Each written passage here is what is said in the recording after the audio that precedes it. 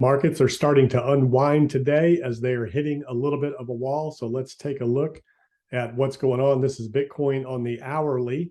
And as far as the news goes today, right now, midday, still have a couple hours to close. Markets are down a little bit. S&P down about 0.35 or 0.64. Dow Jones down 0.35%. NASDAQ taking the biggest hit, down 1.44%. And really what you want to keep your eye on is the bonds. Bond yields are still down as the flight to safety continues. And that's your real indication of what the big money investors are really thinking and feeling about markets and the economy. Still that flight to safety trade. The bond yield curve is still inverted with the 10-year, the 2-year trading higher than the 10-year in terms of yields. So that's recession concerns, recession fears by the markets.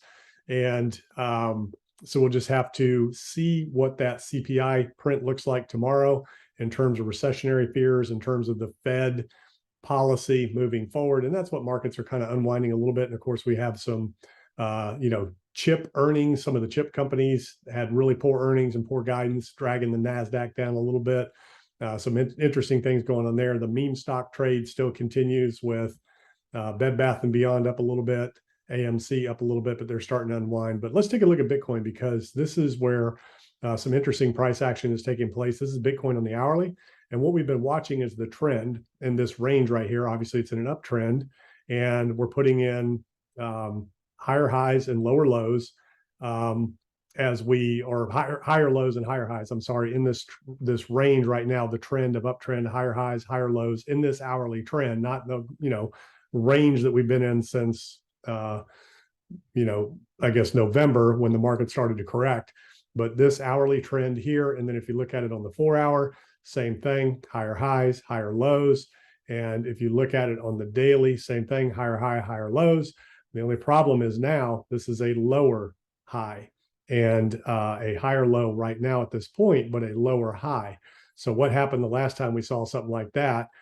This area here right before the drop, area here, this was trending down right before the drop, but you had high and then a lower high and then it dropped. So that's not a good sign when you put in a lower high after a trend of straight higher highs on multiple time frames like that. And let's go ahead and take a look at the weekly, what we've been tracking on the weekly. Again, this is the, right now, second red week for Bitcoin. If it holds out, of course, it's early in the week, a lot of things can happen, but that 200-week moving average that Bitcoin is battling with right now, kind of losing support there, turning it into resistance at this point.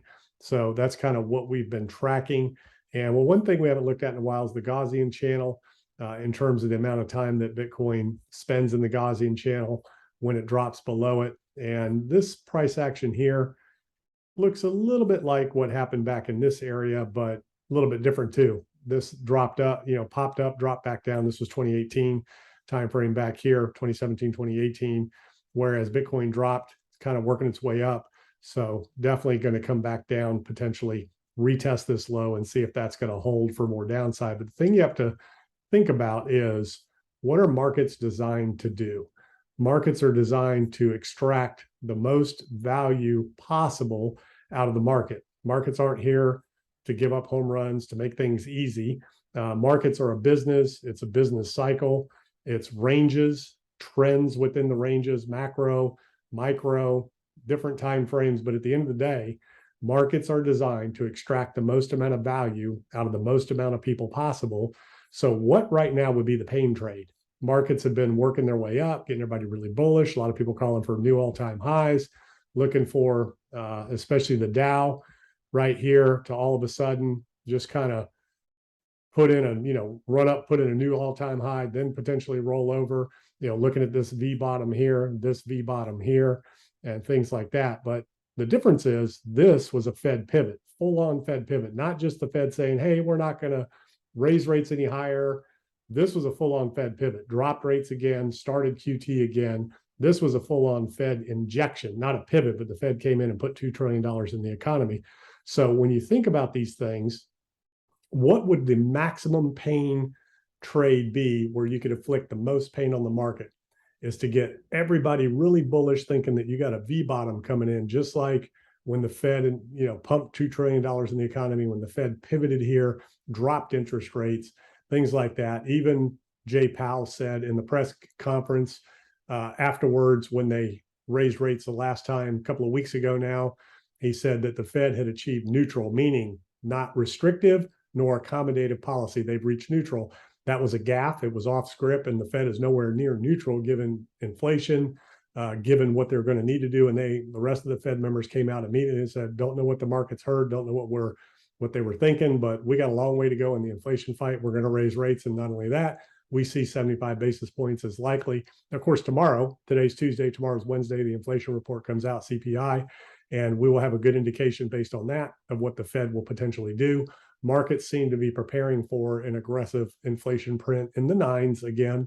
But if it's still in the upper 8s or to the lower 9s, the Fed is not backing off. They're still going to be as strong as ever in their inflation fight, and they're continuing QT and rolling liquidity out. So again, what's the max pain trade right now? Everybody's really bullish. Everybody's expecting a complete reversal, this V bottom out of here now. A lot of talk about markets bottoming. So to completely revert this back to the mean and set new lows and test these pre-pandemic highs in traditional markets would be a max pain trade. So is it going to do that? We don't know. Tomorrow will be the first notch in that direction in terms of determining what this range looks like, whether or not it's going to ultimately hold as a longer term bottom for the next bull run as we continue to consolidate, continue to watch the economy, look for inflation, look for recessionary concerns. So always remember, the markets are here to extract the most amount of value out of the most amount of people. They're not here to just hand you home runs, and they're not intended to make it easy. The market makers are in business to make money. Investors are in business to make money. And wherever there's a sell, there's a buyer. Wherever there's a buyer, there's a seller. So it's the ebbs and flows of the liquidity cycles of the market.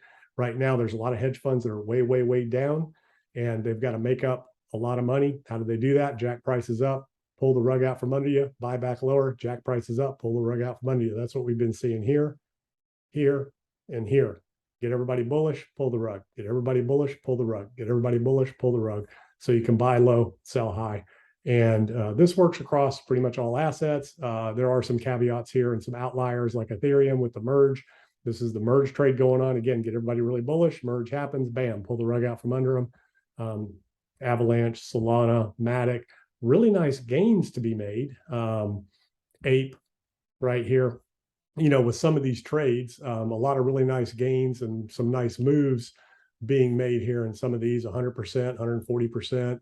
50, 60%, depending on which one you're in. So if you're trading these ranges properly and selling the rips, buying the dip, sell the rip, you can do really well. If you're dollar cost averaging and you're in it for the long term and that's your strategy, well, then you're just buying in and you're lowering your overall basis. The problem is with that is that we don't know ultimately, there's no guarantee that once we reach a bottom, how far back up this will go. We know we've been in the 60s a couple of times, but that was with significant liquidity sloshing around in the markets. Can it get back there again? One indicator that that's a potential is BlackRock getting into the space, setting up a trading desk with Coinbase in order to fulfill allocations for their institutional clients. So that is a good indication that you could potentially see Bitcoin get back to these upper $60,000 levels, maybe $100,000. We don't know. We'll just have to wait and see how that looks, how much capital they allocate. Obviously, the more capital that comes in the space, the limited supply should raise the prices exponentially. And again, if you just double the market cap, then you get back to these prices here because it's basically been cut in half since the fall. So that is a good sign. But the problem is, or the question is, when are they going to get in? When are they going to jump in? They're not going to do it right now while this asset's trying to figure itself out. They want to know that we've reached a macro bottom. How are they going to know we've reached a macro bottom? When we know inflation has peaked, plateaued, and is on its way back down. That's when markets can find a bottom, when the Fed knows what their long-term cycle potentially looks like, when we see recession concerns ease a little bit. Those are some of the things that we can start then looking for more of a longer-term macro bottom in the cycle. But right now, earnings repricing still needs to happen. Recession repricing still needs to happen. And a lot of it's going to begin tomorrow with inflation. If we get a soft inflation print, low eights, then that would be really good news. Markets will be off to the races. But if we get another high inflation print, then you'll see the markets continue to unwind a little bit, reverting back to the mean, testing those lows again to see if that's going to hold, and we can put that macro bottom in for this range of this current cycle that we're in as we continue to work our way through recession concerns and global conflict, things like that. So those are the things that the market needs in order to put a bottom in, and these are the things I'm looking at. So I will see you in the next video.